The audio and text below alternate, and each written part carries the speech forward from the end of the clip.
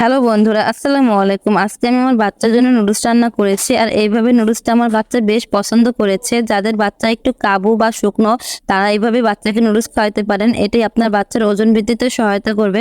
এখানে আমি আলু ব্যবহার করেছি, শাক ব্যবহার করেছি। আর আলু আর নুডলসে কিন্তু প্রচুর পরিমাণ কার্বোহাইড্রেট থাকে, যা বাচ্চার ওজন বৃদ্ধিতে সহায়তা করে। তো চলুন দেখে আসি আমি কিভাবে নুডলসটা রান্না করেছি। এখানে আমি একটি পাত্র নিয়ে নিয়েছি, পাত্রের ভিতরে কিছুটা পানি নিয়ে নিলাম।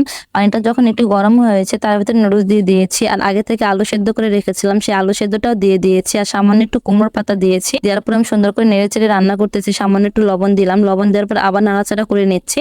এই পর্যায়ে যখন আমার নুডলসটি সেদ্ধ হয়ে গিয়েছে, তার ভিতরে আমি একটা ডিম দিয়ে দিলাম। ডিম দেওয়ার পর এটাকে সুন্দর করে ফাটানোর চেষ্টা করতেছি। সুন্দর করে চামচ দিয়ে ফেটিয়ে নিচ্ছি। নুডলসটা সবকিছুর সাথে মিশিয়ে নিলাম। এবার কিছু সময় রান্না করতে হবে। কিছু সময় রান্না করার পর যখন আমার রান্নাটি শেষ হয়ে গিয়েছে, এবার আমি একটা পাত্রে ঢেলে নিচ্ছি। এটি কিন্তু আপনার বাচ্চার জন্য অনেক হেলদি একটি খাবার এবং এটি খেতে অনেক বেশি মজা। আপনারা বাসায়